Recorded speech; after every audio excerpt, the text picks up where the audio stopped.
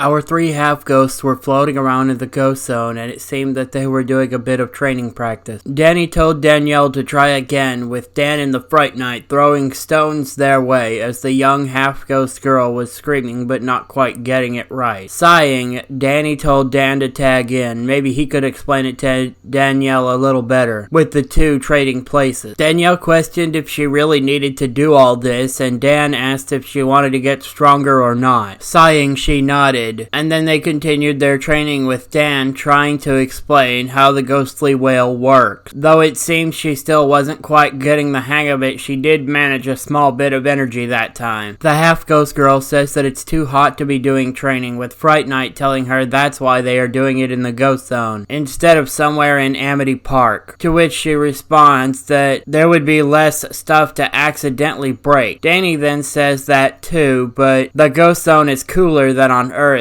We then see Jack poking his head through the Fenton portal and told them to come on out. Vlad says that he's got something to help with the heat wave going on. Danny tells them that he's got to see this. Training's done for now. Danielle's at least got a basic grasp on how the ghostly whale works. They all wanted to see that and went to where Vlad was, holding up something he called a rain machine and blasted into the sky. We then see a ghost with a tornado for a tail saying that Plasmius is tired of the heat wave they ordered, then let there be rain. They watch as clouds begin to form into the sky, as they hear thunder rumbling in the distance and lightning struck across the sky before droplets of rain began to fall, getting stronger and stronger and going from sprinkling to full-on raining with the crowd cheering. Danny sighed, saying another thing they'd have to deal with. Just great. We see later Vlad speaking to the ghosts, calling them Vortex, saying that they had done well, bringing his ratings up by 82%. The ghost says that the rain is nothing compared to what he'll do once he's free, like creating an iceberg in the middle of the Sahara Desert. Vlad says that he'll be looking forward to seeing that, but first he needed them to stop the rain. The ghost Vortex got angry, saying that he's not stopping anything. Though Vlad tries the device he'd used earlier, it busted, freeing Vortex as they flew off, and Vlad chased after them in ghost form, blasting them in the back as Vortex turned and struck Vlad with lightning. They then told Plasmius that since he refused their freedom, he was going to unleash the worst storm ever created, and that they were unleashing the Maelstrom while making a giant skull of green and black clouds appear over Amity Park. We cut back to Danny and his family watching the news, and Jazz says this is awful, Jack mentioning that Vlad's ratings are down, with every ghost member of Team Phantom giving him a funny look, as the windows were busted out due to the winds, and the ghost members of the team grabbed the couch where Danny's parents and sister were, going intangible as glass struck the floor, breaking apart upon impact. Maddie questioned what could be causing such crazy pressure, and the Fright Knight suggests that it could have something to do with that giant green skull floating around. Nodding, Danny says that they should all check it out, but first they needed to board the windows. Instead of nailing it down, they simply faced the boards into place, making the job go faster, and they heard the doorbell ringing. They see Vlad at the door as he says that he needs their help in taking down Vortex.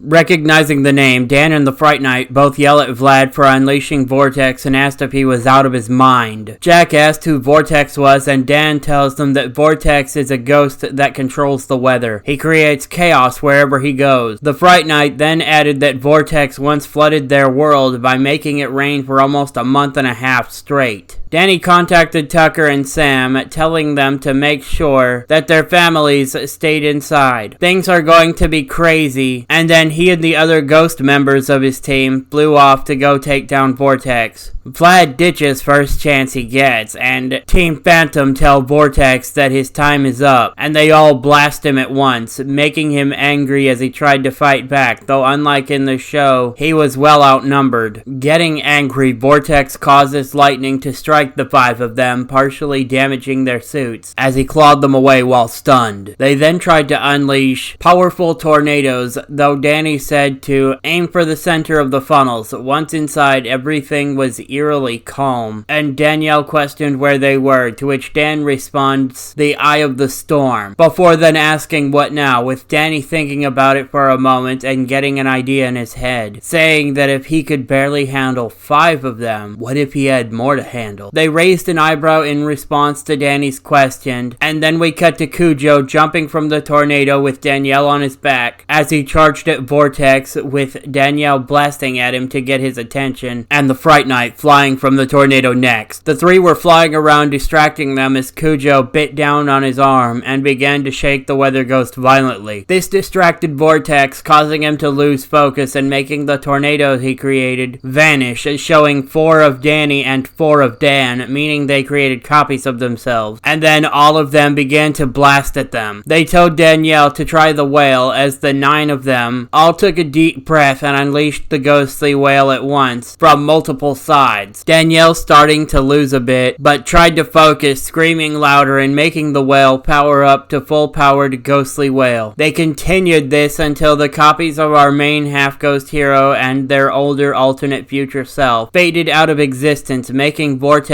drop onto the ground hard, completely unable to fight back. And Danny tossed Danielle the Fenton thermos, telling her that she's earned it. Nodding, she then blasted Vortex with the thermos, capturing the weather ghost inside. Seeing the damage to their costumes, Dan suggested heading out to get new ones made. Nodding, they agreed to that idea and headed off as the skies began to clear, phasing into Fenton Works and then telling the family what happened and how they were going to get new costumes tailored, and headed off to the ghost zone to find the person that made Dan's costume. They all got new costumes made, Danny telling them that he was feeling nostalgic, so decided to go with an inverted costume this go around. Danielle saying that she liked the pretty blue color. Dan's costume was also inverted, but he went with the same color scheme. The Fright Knight's costume was basically exactly the same, except with the added logo of Team Phantom. Danielle was with Sam in some sort of greenhouse and talking about all the cool plants that Sam had, with Tucker coming in with Danny, who was wearing a parka, as Sam asks what's up with him as she prepared her lunch, and Danielle says that he woke up like that. For some reason, he's freezing to the touch. The Fright Knight and Dan come in next, with the Knight telling Danny that he thinks he may know what is going on with him. Perhaps he is demonstrating some new power that he has yet to get control of. Danny says that if it's a cold power, then there's only one person to speak to. Changing into ghost form, he says that he'll be back and flies off to Fenton Works. Maddie asks her son why he wasn't headed to school right now, and he says that he's got important business in the ghost zone. Has to do with his shivering in 90-degree weather, and hops onto the hell cycle and rides off inside. While Danny was off doing that, the others were headed off to school. The people had gotten used to seeing the Fright Knight, and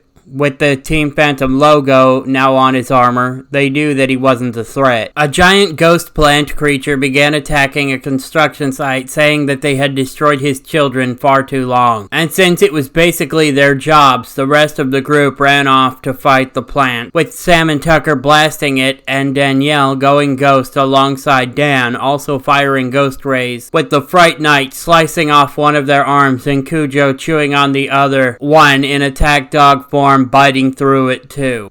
The plant creature then regenerated their arms, telling them that they can't take down someone who can regenerate, to which the Fright Knight questioned if they'd want to bet, making his sword catch fire with an ectoflame, as he and Dan both used fire-based ghost powers to burn them, making the creature scream out in pain, and backhand the two of them, making them stop. Danielle took a deep breath and tried the ghostly whale, making their head basically pop open, with Tucker and Sam blasting the brain inside, making them cry out in pain. Cutting to Danny in the ghost zone, he'd managed to make it to the far frozen barely and crashed down into the snow as his skin had turned icy blue, as if he'd froze. Frostbite, recognizing Danny while making rounds, takes him and his bike to the village, where Danny wakes and the leader of the Far Frozen tells him that he's in a de-icing chamber, with Danny explaining what happened, and Frostbite tells him that they sensed it the last time he was there. Once Danny was healed up and ready, they began his training to use the ice powers that dwell within him. He explained how to unleash the power, and our half-ghost gave it a try, managing to stop shivering after unleashing a burst of energy that accidentally accidentally froze Frostbite in the process. Apologizing, Danny used his ghost ray to help de-thaw them. The leader of the Far Frozen then said that it was time for the second part of the training. Frostbite then taught them to fire ice projectiles, and Danny once more tried. This go around, he did hit the targets with the icicles though. Then the last thing was how to project it from his eyes. The leader of the Far Frozen shot a projectile, hitting the disc with beams from his eyes, making it freeze over and drop down. Danny tried to do the same and missed, though barely, and hit the side of it instead of the center. Trying again, he managed to hit it this go around. After completing the training, Danny thanked Frostbite and his village for all their help with gaining control of his new power, and climbed onto his hell cycle before waving goodbye and speeding off to get back to Amity Park, unaware of what would be awaiting him as he was headed home. Cutting to inside the lab, we see that the whole thing has become completely overgrown with vines as Danny drove in on his bike looking confused. Danny rode his bike up the vines and out of Fenton Works to check out what exactly happened there. Riding off, he'd headed straight for the plumber meetup where Obael had morphed his arms into electric farm tools, cutting the vines away as they were slowly inching ever closer. Riding his bike into the meetup, Obael put the place on lockdown, but it wasn't going to hold the vines for long. He questioned what happened to the rest of Team Phantom and was told that they were meeting up halfway with Rook Blanco to get Albedo. Seeing flames blasting away at the grounds along with a ghost ray being shot, they let Danielle and Dan both inside before relocking the place up. Our hero asked the other two half-ghosts what happened exactly, and they told him that a plant ghost named Undergrowth had been attacking, and Dan's ghost flames aren't much help either, Danielle adding that she'd tried all the ghost powers that she knew of and still nothing. Danny asked where the rest of the family was, and Dan told him that he had them handle evacuating as many people out of the city as possible to keep them safe from everything going on. Nodding, our main half-ghost hero then says that's a good call, with Obael's plumber badge going off as Albedo tells them that they're over Amity Park now and headed their way, as we then see the Fright Knight's horse landing onto the ground. Albedo tells them to get ready for Heat Blast as he hits his wad and changes into a polar manzardil, saying that Artiguana works too, and he began to blast the plants with the rest of Team Phantom coming to join in. Danielle, remembering what Sam taught her earlier, said that was perfect. Plants can't stand the extreme cold. They could freeze them out.